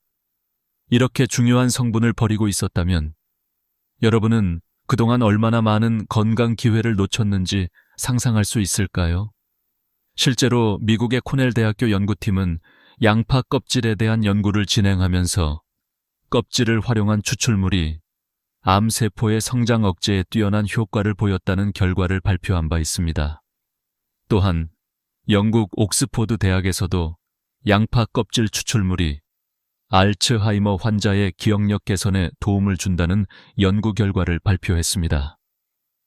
이를 통해 우리는 양파 껍질의 놀라운 효능을 발견하게 되었습니다. 하지만 의사들은 왜 이를 알려주지 않을까요? 이는 제약회사들이 이 정보를 공개하지 않으려는 이유 때문일지도 모릅니다. 그럼에도 불구하고 양파를 제대로 활용하면 수천 명의 사람들에게 건강 기적을 선사할 수 있습니다. 실제로 많은 시니어분들이 양파를 특별한 방법으로 섭취하고 건강을 되찾았다는 사례가 끊이지 않고 있습니다. 여러분도 그중 한 명이 될 수 있습니다. 이 영상에서는 그 방법을 상세히 알려드리겠습니다. 하지만 이 내용을 처음 들었을 때 여러분이 조금 의심스러워할 수 있습니다. 그러나 이건 단순히 전설이나 미신이 아닙니다. 연구 결과와 실제 사례들이 그 진실을 뒷받침하고 있습니다. 그래서 지금부터 여러분이 알고 있던 양파의 모든 상식을 깨고 이 충격적인 비밀을 직접 알아보세요. 이 비밀을 아는 것만으로도 여러분의 건강에 대한 태도가 완전히 달라질 것입니다. 그리고 이 영상을 통해 알려드리는 정보를 잘 활용하면 양파가 단순한 채소가 아니라 여러분의 생명과 건강을 지키는 중요한 자원이 될 수 있음을 깨닫게 될 것입니다. 여러분, 이제 양파가 여러분의 건강을 어떻게 지킬 수 있는지, 그리고 그 비밀을 어떻게 풀어낼 수 있는지 이 영상에서 모두 알려드리겠습니다. 지금부터 시작합니다. 믿고 따라와 주세요. 이제 양파의 비밀을 밝혀본 후 실제로 그것이 어떻게 사람들의 건강을 회복시키는지에 대한 실질적인 이야기를 들려드리겠습니다. 바로 대구 수성구에 사시는 강영호 할아버지의 이야기입니다. 강 할아버지는 43년 동안 고혈압으로 고생하시며 매일 약을 복용해야만 했습니다. 병원에서는 평생 약을 먹어야 한다는 무서운 경고를 받으셨고 언제 뇌출혈이 올지 모른다는 위협에 시달리셨습니다. 그로 인해 매일 아침 눈을 뜨면 가슴이 두근거리고 어지러워서 일어나기 힘든 상황이었죠. 그런데 바로 그 무렵 손녀가 외국에서 알게 된 양파의 비밀을 할아버지에게 전해주었고 강 할아버지는 반신반의하면서도 그 방법을 시도하기로 결심하셨습니다. 할아버지가 매일 양파를 특별한 방법으로 섭취하기 시작한 것은 바로 그때였습니다. 그런데 믿기 어려운 일이 일어났습니다. 단 한 달 만에 강 할아버지의 혈압은 정상으로 돌아왔고 수십 년간 고생하던 만성 관절염까지 사라졌습니다. 그 일이 일어난 후 담당 의사인 김진우 박사는 이 사례를 의학적으로 설명할 수 없다고 놀라움을 감추지 못했습니다. 그는 43년 동안 고혈압 약을 복용한 환자가 한 달 만에 혈압이 정상화된 것은 의학 문헌에서도 찾아볼 수 없는 사례라고 말했습니다. 이렇게 놀라운 변화가 일어난 이유는 무엇일까요? 바로 양파가 강 할아버지의 건강을 되살리는데 중요한 역할을 했기 때문입니다. 하지만 양파를 어떻게 먹어야 그런 기적적인 효과를 얻을 수 있을까요? 강 할아버지는 양파를 특별한 방식으로 섭취했기 때문에 이러한 기적적인 변화가 일어난 것입니다. 양파를 자르고 일정 시간 공기 중에 노출시킨 후 그 양파를 섭취하는 방법이었습니다. 이것은 양파의 효능을 극대화하는 비밀 중 하나입니다. 강 할아버지의 사례처럼 단지 양파를 잘라서 공기 중에 잠시 노출시키고 그 후 섭취하면 양파에 포함된 알리신과 퀘르세틴 성분이 활성화되며 우리 몸에서 항산화 작용과 한겸증 작용이 강화됩니다. 이로 인해 혈압이 낮아지고 관절염 증상도 개선되며 암세포에 대한 저항력이 생길 수 있다는 연구 결과들이 쏟아져 나오고 있습니다. 강 할아버지처럼 많은 사람들이 양파의 특별한 효과를 경험하고 있지만 그 방법을 알지 못해 제대로 효과를 보지 못하고 있는 경우가 많습니다. 그렇다면 강 할아버지처럼 양파를 먹고 건강을 회복하고 싶다면 어떤 방법으로 양파를 섭취해야 할까요? 첫 번째로, 양파를 자른 후 최소한 10분 이상 공기 중에 노출시켜야 합니다. 이 시간 동안 양파에 포함된 알리신 성분이 활성화되어 암세포와 싸우는 능력이 증가하고 혈관 건강을 지키는 데 도움을 줍니다. 또한 양파를 너무 빨리 조리하지 말고 천천히 볶거나 조리하는 것이 중요합니다. 이렇게 하면 양파 속의 항산화 성분이 완전히 활성화되어 체내 흡수율이 높아집니다. 강 할아버지의 경험은 단순한 우연이 아니었습니다. 많은 연구에서 양파가 혈압 조절, 관절염 완화, 심혈관 질환 예방 등 여러 가지 건강 문제에 효과적이라는 결과가 나오고 있습니다. 양파는 우리가 쉽게 구할 수 있는 자연의 약이지만 제대로 된 방법으로 섭취하지 않으면 그 효능을 제대로 누릴 수 없다는 사실을 기억해야 합니다. 강 할아버지처럼 건강을 되찾고 싶은 분들은 이제부터 양파를 더 잘 활용해 보세요. 여러분의 혈압을 조절하고 관절염을 완화하며 심혈관 건강을 지킬 수 있는 기회를 놓치지 마세요. 이 비밀을 알게 되면 여러분도 강 할아버지처럼 건강한 삶을 되찾을 수 있을 것입니다. 이제 양파가 가진 놀라운 효과를 뒷받침할 연구들에 대해 더 알아보겠습니다. 우리는 양파를 일상적으로 먹으면서 그 효능을 실감하지 못하는 경우가 많습니다. 하지만 최근의 과학적 연구들은 양파가 건강에 미치는 영향에 대해 전혀 다른 관점을 제공합니다. 특히 양파가 가지고 있는 중요한 성분인 알리신과 퀘르세틴은 실제로 우리 몸에 아주 큰 도움을 줄 수 있습니다. 그렇다면 왜 우리가 그동안 양파의 진정한 능력을 모르고 있었을까요? 가장 중요한 연구 중 하나는 일본 도쿄 대학 식품연구소에서 진행한 연구입니다. 이 연구에서 나온 가장 중요한 발견은 양파를 자르고 일정 시간 공기 중에 노출시킬 때 알리신이라는 성분이 활성화되어 그 효능이 극대화된다는 것이었습니다. 알리신은 항산화 효과가 뛰어나며 암세포를 공격하고 혈관을 확장시켜 혈압을 낮추는 데 도움을 줍니다. 연구팀은 자른 직후 바로 양파를 요리에 사용하는 것과 일정 시간 동안 공기 중에 노출시킨 후 사용하는 것의 효능 차이가 크다는 사실을 밝혀냈습니다. 이 간단한 사실만으로도 우리는 양파의 효능을 제대로 활용하지 못하고 있었던 것입니다. 또한 미국 코넬 대학교의 연구에 따르면 양파 껍질에는 케르세틴이라는 성분이 알맹이보다 더 많이 들어 있습니다. 케르세틴은 혈관 건강을 지키는 데 중요한 역할을 하며 뇌 건강을 개선하고 암세포의 성장을 억제하는 데 큰 도움이 됩니다.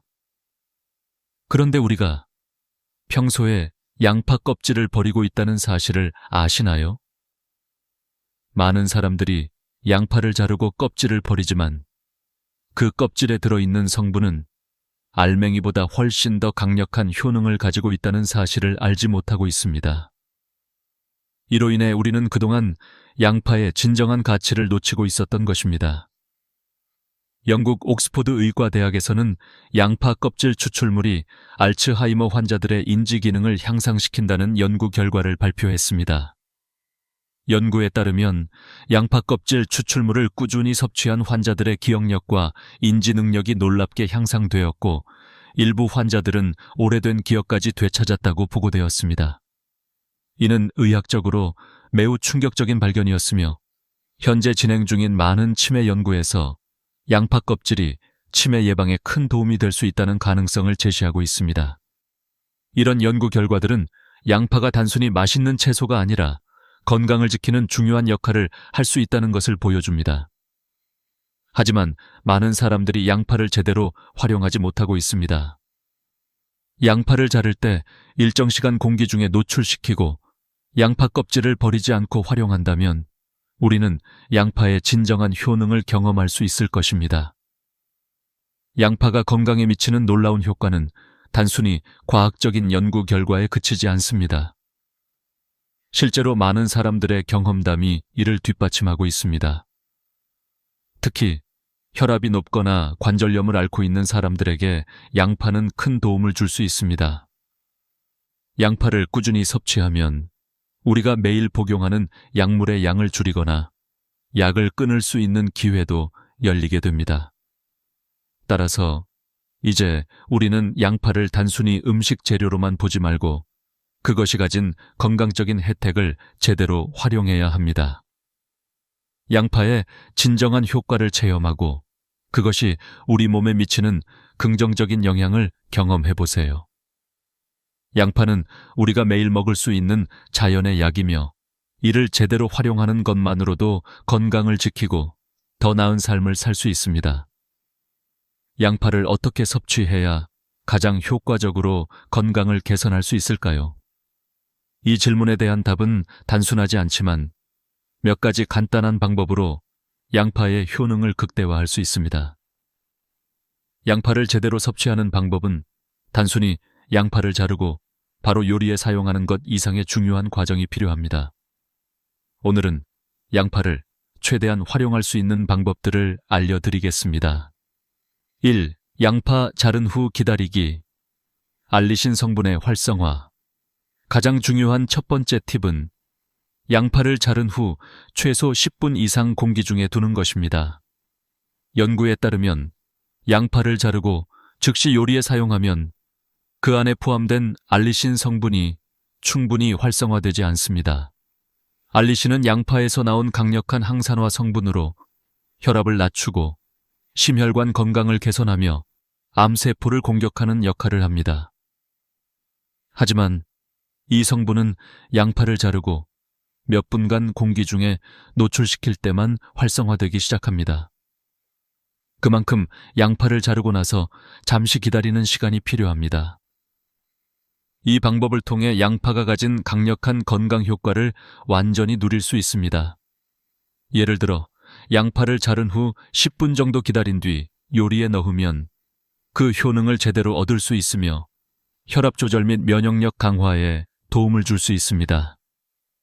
이는 단지 식물의 특성에 따라 활성화되는 자연적인 과정이므로 이 간단한 팁만 따라하면 양파의 효과를 극대화할 수 있습니다. 2. 양파 껍질 활용하기. 버리지 말고 재활용. 많은 사람들이 양파 껍질을 버리곤 합니다. 하지만 연구 결과에 따르면 양파 껍질에는 알맹이보다 더 많은 케르세틴이 들어 있습니다. 케르세틴은 항산화 작용과 항염증 효과가 뛰어나며 심혈관 질환을 예방하고 뇌 건강을 개선하는 데 중요한 역할을 합니다. 그렇다면 양파 껍질을 버리는 대신 어떻게 활용할 수 있을까요? 양파 껍질을 잘 세척한 후 국물이나 차로 만들어 섭취할 수 있습니다. 양파 껍질을 물에 넣고 끓이면 껍질에 포함된 영양소가 물에 우러나면서 건강에 많은 이점을 제공합니다. 양파 껍질 차를 마시는 것도 좋은 방법이며 이 방법은 쉽게 양파의 건강 효과를 얻을 수 있는 자연적인 방식입니다. 또한 양파 껍질을 국물에 넣어 끓여낸 후 그것을 식사와 함께 섭취하면 양파 알맹이보다 더 많은 영양소를 섭취할 수 있습니다. 3. 양파를 천천히 볶거나 조리하기. 양파를 볶을 때 너무 급하게 고온에서 조리하면 양파의 영양소가 파괴될 수 있습니다. 대신 중약불에서 천천히 볶아야 양파의 효능이 최대화됩니다. 양파를 천천히 카라멜라이징하면서 볶으면 양파 속에 포함된 퀘르세틴과 다른 항산화 성분이 더 많이 활성화됩니다. 빠르게 볶으면 양파가 가진 영양소를 놓칠 수 있으므로 양파를 조리할 때는 서두르지 말고 천천히 요리하는 것이 중요합니다. 이 방식으로 양파를 요리하면 항산화 효과가 증대되며 소화도 잘 되므로 위장 건강에도 좋습니다. 양파를 천천히 볶아내면 그 자체로 자연의 약이 되어 우리의 건강을 지킬 수 있습니다. 또한 이렇게 볶은 양파는 단맛이 더해져 요리의 풍미를 더욱 향상시켜 주므로 건강뿐만 아니라 맛도 즐길 수 있습니다. 4. 양파와 다른 건강한 재료. 결합하기. 양파는 다른 건강한 재료와 결합할 때 그 효능을 더욱 강하게 만들 수 있습니다. 예를 들어 양파와 들기름의 조합은 체내 흡수율을 높이고 염증 제거 효과를 극대화하는 데 도움을 줍니다. 서울대학교 의과대학 박성철 교수팀의 연구에 따르면 양파의 퀘르세틴과 들기름의 오메가3인 지방산이 만나면 체내 염증이 효과적으로 제거되고 심혈관 기능이 개선된다고 밝혔습니다. 이렇게 양파와 들기름을 함께 섭취하면 체내의 항염증 작용이 극대화되며 심장 건강을 지킬 수 있습니다. 이 방법은 심혈관 질환이 있는 사람들에게 특히 유용하며 예방적인 차원에서도 큰 도움이 됩니다. 또한 양파와 들기름을 함께 섭취하면 체내 흡수율이 증가하여 두 가지 성분의 효능을 더욱 잘 활용할 수 있습니다. 5. 양파와 함께 먹지 말아야 할 음식들. 양파는 건강에 매우 좋지만 함께 먹으면 오히려 해로운 음식들이 존재합니다. 예를 들어 양파를 튀긴 음식과 함께 섭취하면 아크릴아마이드라는 독성 물질이 생성될 수 있습니다. 이 독성 물질은 우리 몸의 염증을 증가시키고 알츠하이머나 치매의 위험을 높일 수 있다는 연구 결과가 있습니다. 따라서 양파와 함께 튀긴 음식을 피하는 것이 좋습니다. 또한 양파를 과다하게 섭취하면 특히 신장 기능이 약한 사람들에게는 해로울 수 있습니다. 양파에 포함된 성분이 신장에 부담을 줄 수 있기 때문에 신장이 약한 사람은 양파를 적당히 섭취해야 합니다. 또한 양파와 꿀을 함께 먹으면 시력을 저하시킬 수 있다는 연구도 있습니다. 양파와 꿀의 성분이 결합되면 눈의 망막에 독성 물질을 생성할 수 있어 장기적으로 황반 변성을 초래할 수 있습니다. 따라서 양파를 꿀과 함께 섭취하는 것을 피하는 것이 좋습니다. 양파를 올바르게 먹으면 그 효능을 극대화할 수 있으며 건강을 지키는 중요한 무기가 될 수 있습니다. 그러나 양파와 함께 먹으면 안 되는 음식들을 알아두고 섭취 시 주의사항을 지키는 것이 중요합니다. 양파는 매우 건강에 좋은 식품이지만 올바르게 섭취하지 않으면 부작용을 초래할 수 있습니다. 특히 약물과 함께 섭취하거나 특정 음식을 함께 먹을 때 양파는 의외로 위험할 수 있습니다. 양파를 먹으면서 발생할 수 있는 위험한 상호작용과 그에 대한 주의사항을 알아보겠습니다. 1. 혈액 희석제와의 상호작용. 양파는 혈액을 희석시키는 성분을 포함하고 있습니다. 따라서 와파린이나 아스피린과 같은 혈액 희석제를 복용하는 사람들은 양파를 과다 섭취하면 출혈 위험이 커질 수 있습니다. 양파의 주요 성분 중 하나인 알리신은 혈액 응고를 방지하는 역할을 하여 이미 혈액을 희석시키는 약물을 복용 중인 사람들에게는 그 효과를 극대화시켜 출혈을 일으킬 수 있습니다. 실제 사례로 한 환자는 양파즙을 과다 섭취한 뒤 심각한 출혈을 겪었고 응급수술을 받게 되었습니다. 이 환자는 와파린을 복용 중이었으며 양파가 혈액 응고를 더욱 억제하면서 출혈이 발생한 것입니다. 따라서 혈액 희석제를 복용 중인 분들은 양파 섭취를 조절해야 하며 의사와 상담 후 안전한 섭취 방법을 결정하는 것이 중요합니다. 2. 당뇨병 약물과의 상호작용. 양파는 혈당을 낮추는 효과가 있습니다. 이는 당뇨병 환자에게 유익할 수 있지만 당뇨병 약물과 함께 복용하면 혈당이 지나치게 낮아질 위험이 있습니다. 양파의 성분은 혈당을 낮추는 역할을 하여 이미 당뇨병 치료제를 복용하는 사람들의 혈당을 과도하게 떨어뜨릴 수 있습니다. 예를 들어 한 당뇨병 환자는 양파를 과다 섭취한 후 혈당이 지나치게 낮아져 기절할 뻔한 위험에 처한 사례가 있었습니다.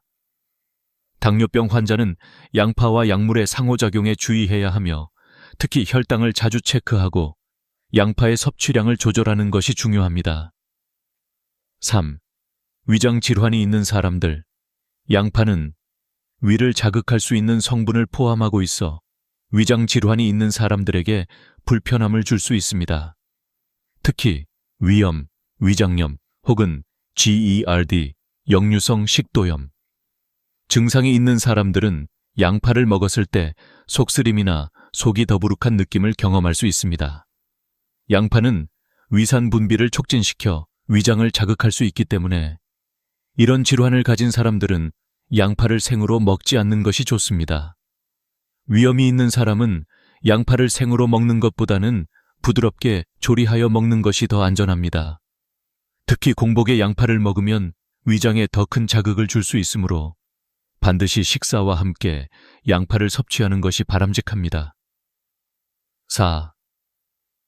양파를 잘못 보관했을 때의 위험. 양파를 잘못 보관하면 세균이 번식할 수 있어 식중독을 유발할 수 있습니다. 특히 양파를 자르고 난 후 이를 제대로 보관하지 않으면 상온에서 세균이 번식할 수 있는 최적의 환경을 제공하게 됩니다. 자른 양파는 반드시 냉장고에 보관하고 밀폐된 용기에 담아두어야 합니다. 최근 연구에 따르면 자른 양파를 상온에 방치하거나 잘못 보관하면 살모넬라균, 황색포도상구균, 리스테리아균 등 유해균이 번식할 수 있습니다. 이는 식중독을 유발할 수 있기 때문에 자른 양파는 최대한 이틀 이내에 사용하고 그 후에는 반드시 버리는 것이 안전합니다. 또한 양파를 보관할 때는 신선하게 보관하고 가능한 한 오래 두지 않도록 해야 합니다. 5. 양파를 과다 섭취할 때의 부작용. 양파는 과다 섭취할 경우 부작용을 일으킬 수 있습니다. 양파에 포함된 일부 성분은 위장에 자극을 주고 과도하게 섭취하면 가스나 복부 팽만감을 유발할 수 있습니다. 또한 양파를 너무 많이 먹으면 입에서 불쾌한 냄새가 나기도 합니다. 이는 양파 속에 들어있는 유황 화합물이 원인입니다. 양파를 적당히 섭취하는 것은 건강에 매우 좋지만 과다 섭취는 위장과 소화에 부담을 줄 수 있습니다. 따라서 양파를 섭취할 때는 적당량을 지키는 것이 중요하며 특히 민감한 위장을 가진 사람들은 양파의 섭취를 조절해야 합니다. 과도한 양파 섭취로 인해 불편함을 느끼면 섭취량을 줄여야 하며 불편함이 지속된다면 의사와 상담하는 것이 좋습니다. 양파는 많은 건강 효능을 가지고 있지만 그것을 잘못 섭취하거나 부적절하게 보관하면 오히려 건강에 해로울 수 있습니다. 특히 약물과의 상호작용이나 위장질환이 있는 경우 양파를 섭취할 때 더욱 신중을 기해야 합니다. 양파의 효과를 최대한 누리기 위해서는 정확한 섭취 방법과 적절한 보관이 필요합니다. 양파를 건강하게 섭취하면 많은 이점을 얻을 수 있지만 섭취 시 주의사항을 잘 지키는 것이 가장 중요합니다. 양파가 우리의 건강을 개선하는 데 얼마나 중요한 역할을 할 수 있는지에 대해 알아봤습니다. 이제 양파를 올바르게 섭취하여 실제로 건강을 회복한 사람들의 이야기를 나누고 그로부터 얻을 수 있는 교훈에 대해 이야기해 보겠습니다.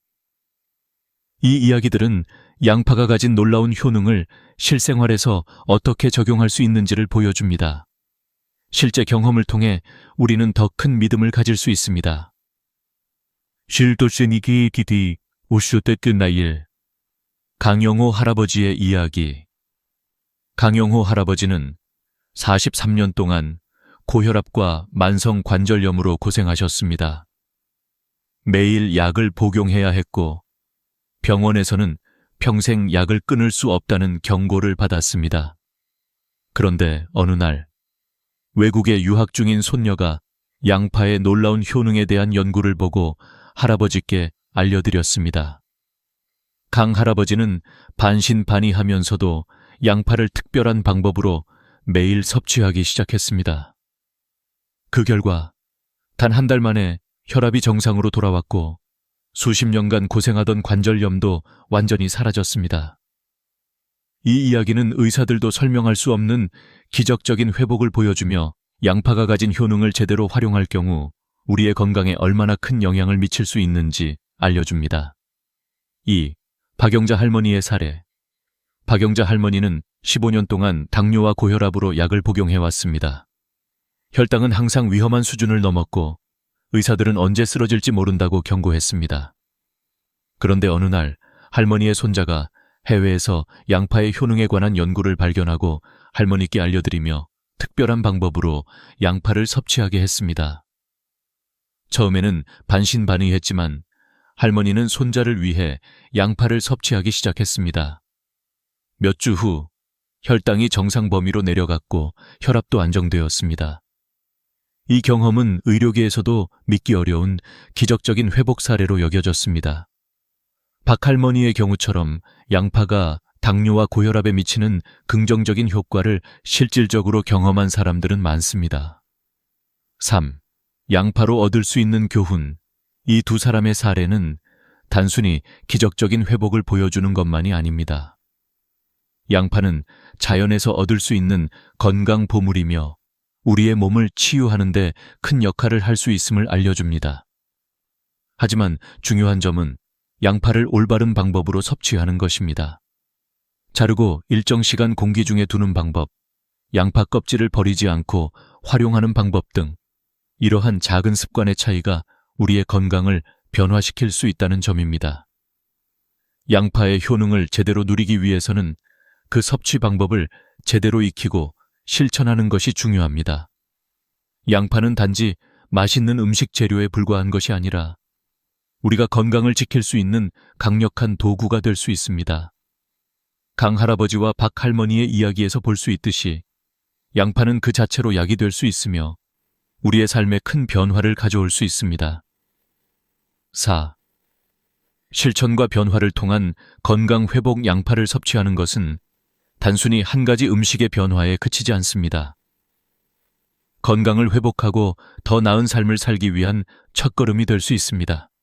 양파를 섭취하는 것뿐만 아니라 건강한 식습관을 유지하고 규칙적인 운동과 적절한 수면을 취하는 것이 중요합니다. 양파는 이 모든 것들을 보완할 수 있는 중요한 역할을 합니다. 양파의 효능을 실생활에 적용하는 것은 매우 간단합니다. 양파를 매일 먹는 것만으로도 많은 사람들이 혈압을 조절하고 당뇨를 관리하며 심혈관 건강을 개선할 수 있었습니다. 이처럼 자연에서 제공하는 식품을 적극적으로 활용하는 것만으로도 우리는 많은 질병을 예방하고 건강을 유지할 수 있습니다. 5. 결론. 양파와 함께 건강한 삶을 시작하세요. 양파의 놀라운 효능을 이제 여러분도 이해하게 되었을 것입니다. 강 할아버지와 박 할머니의 이야기는 양파가 우리의 삶에 긍정적인 영향을 미칠 수 있음을 보여줍니다. 여러분도 양파를 올바르게 섭취하여 건강을 개선할 수 있습니다. 하지만 양파를 먹는 것만으로는 충분하지 않습니다.